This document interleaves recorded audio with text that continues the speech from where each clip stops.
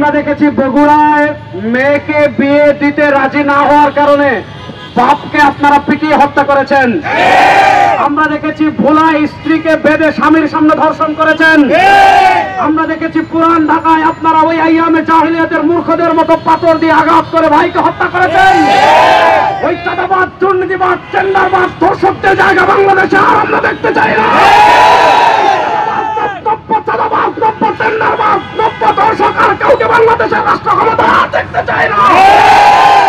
বাংলাদেশের দেশপ্রেমিক মানুষের সামনে সময় এসেছে ঐক্যবদ্ধভাবে হাসিনা যে পথে পালিয়েছে নব্য চাঁদাবাজ, টেন্ডারবাজ, খুনিদেরকে পিটিয়ে সেই দেশে পালাতে পারবে।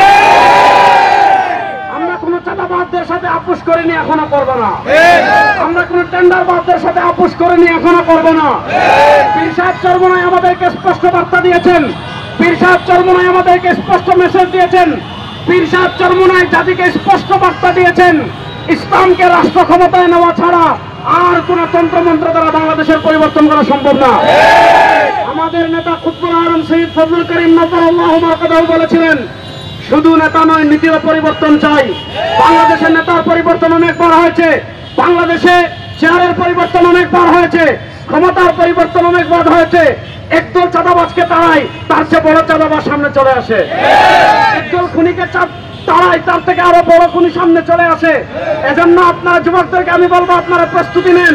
আগামীতে আর কোন চাঁদাবাজকে রাষ্ট্র ক্ষমতায় দেব না, আর কোন টেন্ডারবাজকে রাষ্ট্র ক্ষমতায় দেব না।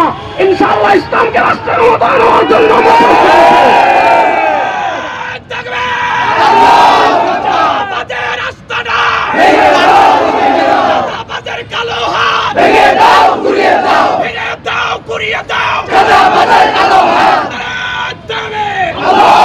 আমি আরেকটা কথা বলি, ইসলামী আন্দোলন বাংলাদেশ ঐক্যমত্য কমিশনের পৃথক শরিয়া কোডের প্রস্তাবনা করেছিল। আমাদের দেশের যে আইন রয়েছে, আমাদের দেশের যে আদালত রয়েছে, গত 52 বছরে এটা প্রমাণিত হয়েছে, এই আদালত দিয়ে খুন বন্ধ করা সম্ভব না, এই আইন দিয়ে খুন বন্ধ করা সম্ভব না। আজকেও আমরা স্পষ্ট ভাষায় বলি, আপনারা শরিয়া কোড চালু করেন। কোরআন হত্যাকাণ্ডের যে বিধান দিয়েছে, যে বিচার দিয়েছে, ওই বিচার বাংলাদেশে বাস্তবায়ন করেন। ইনশাআল্লাহ 1 মাসের ভিতর সবকিছু বন্ধ হয়ে যাবে। আগামীতে বাংলাদেশে আরেকটা বিপ্লব হবে, সেই বিপ্লব হবে ইসলামের বিপ্লব। আপনারা ইসলামের বিপ্লবের প্রস্তুতি নেন। ইসলামকে রাষ্ট্র ক্ষমতায় নেওয়ার মাধ্যমে বাংলাদেশে আমরা সকল অন্যায় অপসারণ করবো ইনশাআল্লাহ।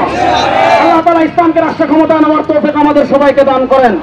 আমরা ইন্টারিম গভর্নরকে স্পষ্ট ভাষায় বলছি, আপনারা কেন একটা বিশেষ দলের প্রতি এত দুর্বল আমরা বুঝতে পারি না। আপনারা চাঁদাবাজদেরকে ধরেন, আপনারা টেন্ডারবাজদেরকে ধরেন, আপনারা খুনিদেরকে ধরেন। আর আমার দেশের ব্যবসায়ী ভাইদেরকে আমরা একটা আহ্বান করব, প্রত্যেকের দোকানে একটা বড় করে বাঁশের লাঠি রাখবেন। প্রত্যেক দোকানে দোকানে জয়জন আছেন, জয়জন কর্মচারী আছেন, প্রত্যেকে একটা একটা বড় বাঁশের লাঠি রাখবেন।